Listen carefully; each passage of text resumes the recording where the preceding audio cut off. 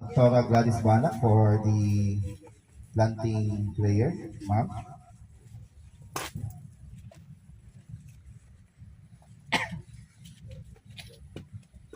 Let us put ourselves in the holy presence of God together in the name of the Father and of the Son and of the Holy Spirit. Amen.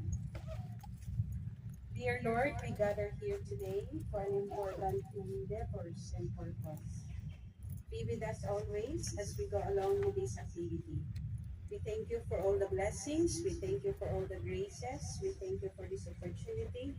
And we thank you for giving us this important activity or purpose. That is the tree planting.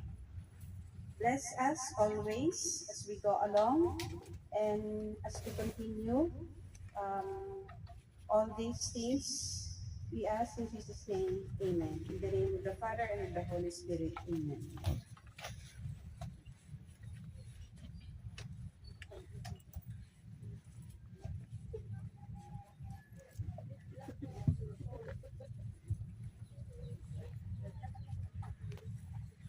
May we call on Lieutenant Jonah May Orongan, the Civil Military Operation Officer in charge of 8RSEN for her welcome remarks.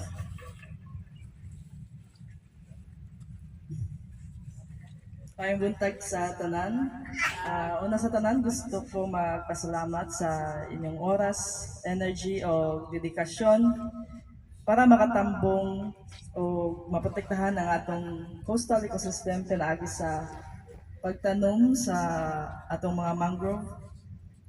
Sa atong pagtigom karon buntag diri sa Barangay Bonbon para sa mangrove planting activity, dili lang kita nagtanom og kahoy, nagtanom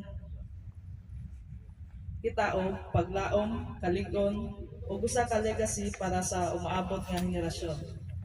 Kini nga kalihukan usa ka timaan sa atong panaghiusa ug paningkamot alang sa pagpanalipod sa kinaayahan, pagpugong sa katalagman o paglambo sa komunidad.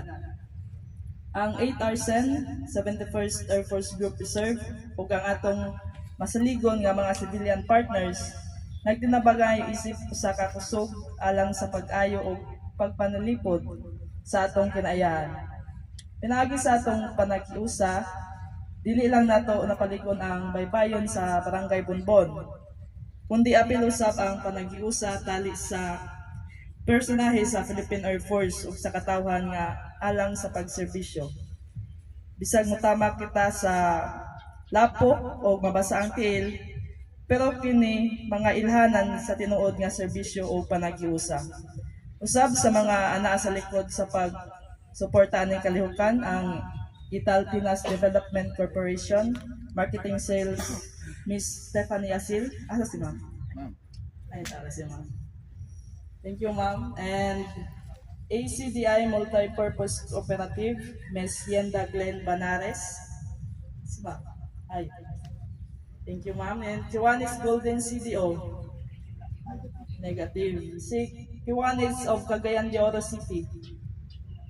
Wala po. Coming soon. Si Kiwanis Club of Siglak CDO, President Dr. Gladys S. Banak.